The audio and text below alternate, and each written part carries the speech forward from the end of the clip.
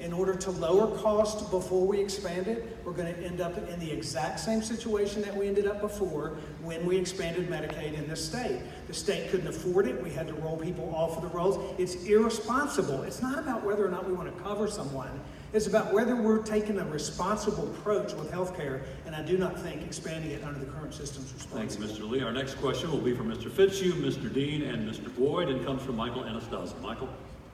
Staying on Medicaid, some states require low-income, able-bodied adults without children to work in order to receive state-sponsored health insurance. According to the Vanderbilt poll, 83% of Tennesseans support work requirements for the Medicaid program. Do you support or oppose work requirements, and why? Thank you, Michael. Mr. Fitzhugh. Thank you. For the Medicaid expansion population, I support work requirements because they are the working poor that can't afford it. But for the other population, it is important to realize that our Medicaid plan, which is TennCare, is different from other states. We don't have many able-bodied people on our plan. The only able-bodied people we have are pregnant women, women with small children, and those that take care of the elderly. Those are the ones that this provision that's passed wants to put to work. Estimates are it would cost $40 million a year to find those people and get them a job and put them to work.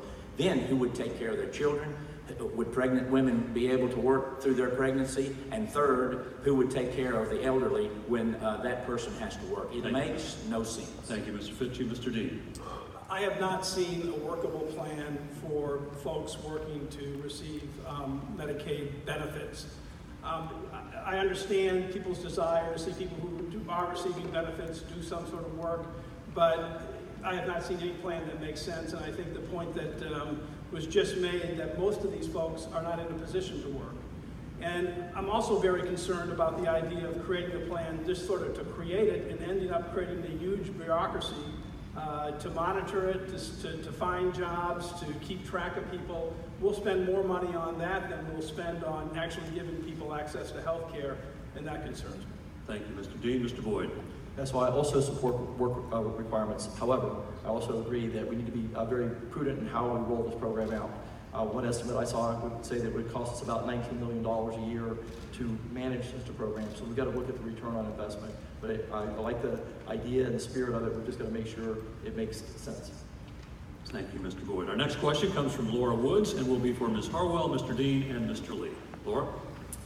Tennessee is heavily dependent on the collection of sales tax to fund government services such as education, public safety, and social services. Last year, Governor Haslam proposed a new rule that would require online businesses above a certain revenue threshold to collect sales tax just like local mom and pop brick and mortar businesses do.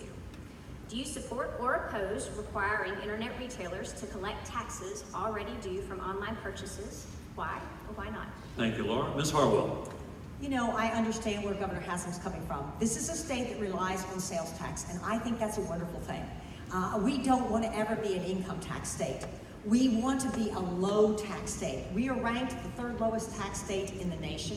We are the lowest debt state in the nation, and that hasn't happened by accident. We've made some conscientious decisions to make sure that that is the place. So, you know, I will tell you, it's not fair for mom and pop stores to have to pay a sales tax when online do not. Thank you, Ms. Harwell. Mr. Dean. Yeah, I agree with that. I mean, I think we have to study this issue closely, but you know, the fact is that more and more items are going to be sold that are not going to be covered by the Tennessee sales tax. They're going to be items that are coming into the state through the internet, and that will result in lost revenue to the state. So we have to find ways where we can capture some of that revenue to be able to fund the basic functions of the government. And I think we need to look at that carefully, but it's something I would agree with Governor Haslam we definitely should be reviewing. Thank you, Mr. Dean. Mr. Lee. Yeah, I believe that lowering taxes on businesses creates jobs. And we have to be fair across the board in our business tax structure in the state. I believe, for example, that our F&E taxes for existing businesses in the state we are a low tax state, but we're not a low tax business state. And if you're in business, you know that. and we should be lowering our F&E taxes to be competitive with adjacent states. So I'm always an advocate for lowering taxes and for creating a fair tax structure for all businesses. So if we have online businesses, they should pay the same taxes as the rest of us who are doing business in this state. Thank you, Mr. Lee. Let's change gears just a little bit. Another rapid-fire question. Leadership Tennessee believes in the power of mentors in developing leaders. Who has served as an important mentor to you? Mr. Boyd. I'll start with my Boy Scout master. Mr. Dean. Numerous teachers. Miss Aldridge and Miss O'Neill. Miss O'Neill for high school English and Miss Aldridge for world history. Mr. Lee.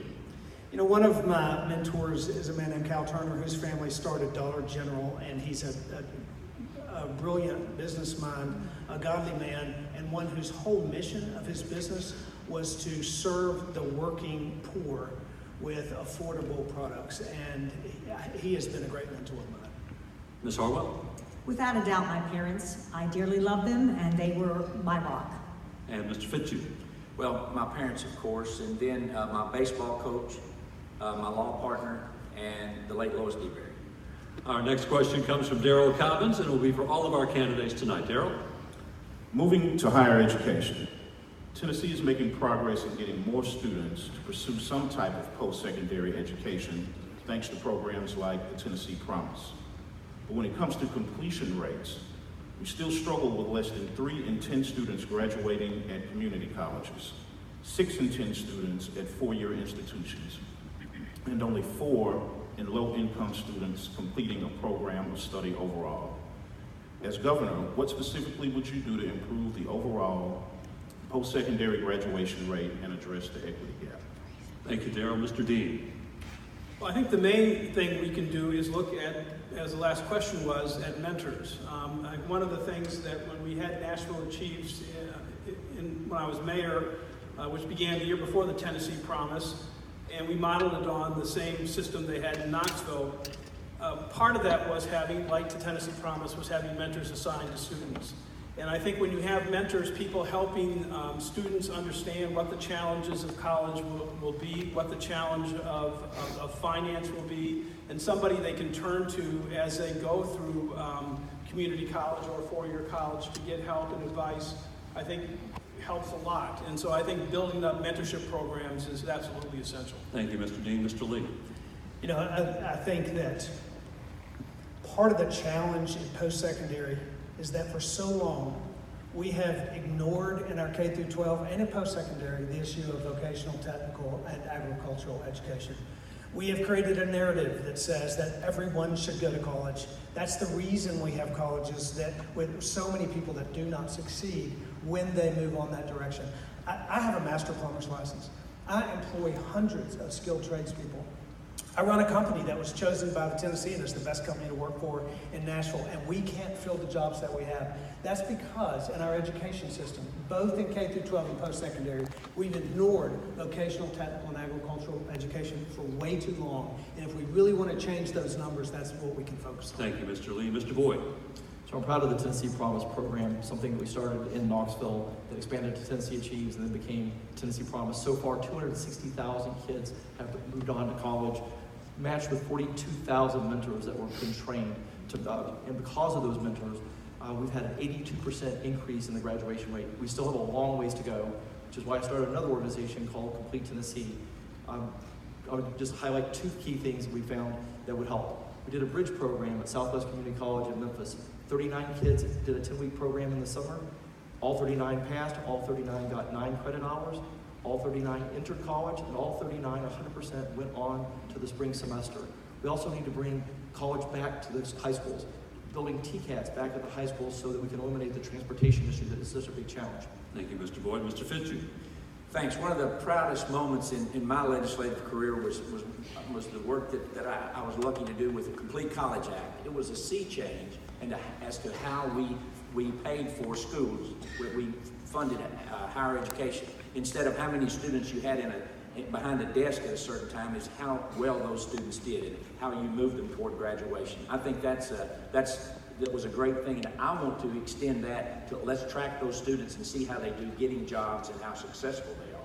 And then the other thing is we have a lot of students who are still the first in their family to go to college, and they're not used to the college rigor.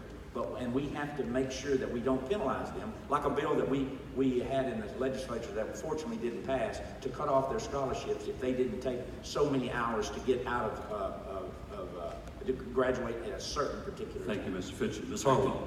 I'm very proud of the state legislature for promoting Reconnect and Strong Acts and some of the others that have made it possible in the state of Tennessee. If you want a higher education, you can get free tuition for the first 2 years. However, I will tell you, one of the crises that we have is that they are improperly prepared for college work.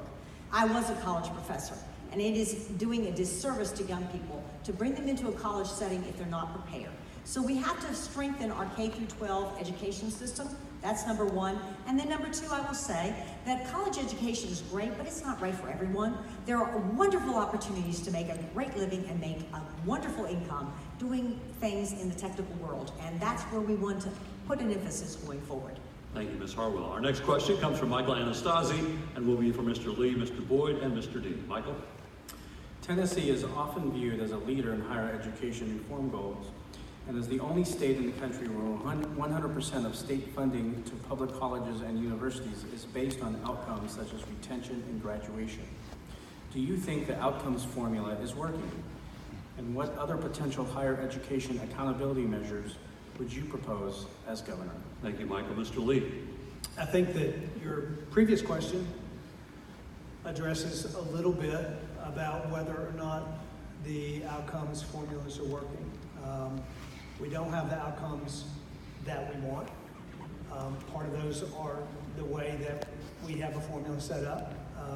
Part of that is what I referenced earlier, which is who goes into our higher institutions and why.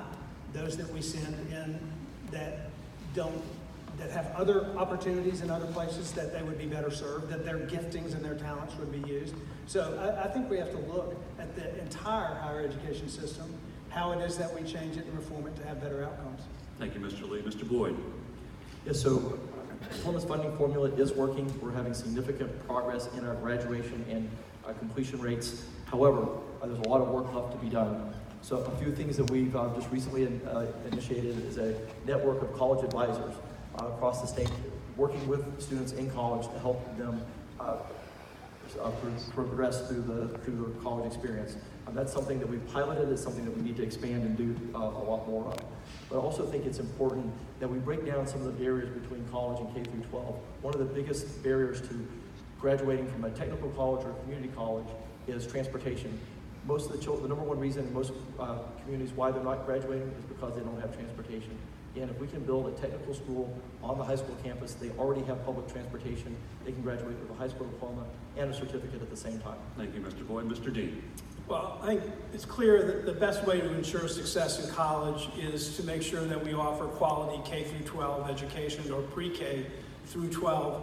We want to make sure that our students are ready for college and that they're going to succeed in college, and that involves making sure that our pre-K through 12 is working and doing the job correctly. We also need to make sure that when students go to college that there are funds available for them. And I think we need to do more in terms of state scholarships, particularly in the area of four-year colleges now. We need to have more money available there because a lot of students leave, not just because of academic reasons, they leave because they can't afford to stay. They leave because they can't make it work financially, and we need to change that. Thank you, Mr. Dean. Our next question comes from Darrell Cobbins and will be for Mr. Boyd, Mr. Fitzhugh, and Ms. Harwell. Darrell? Campaigns often talk about getting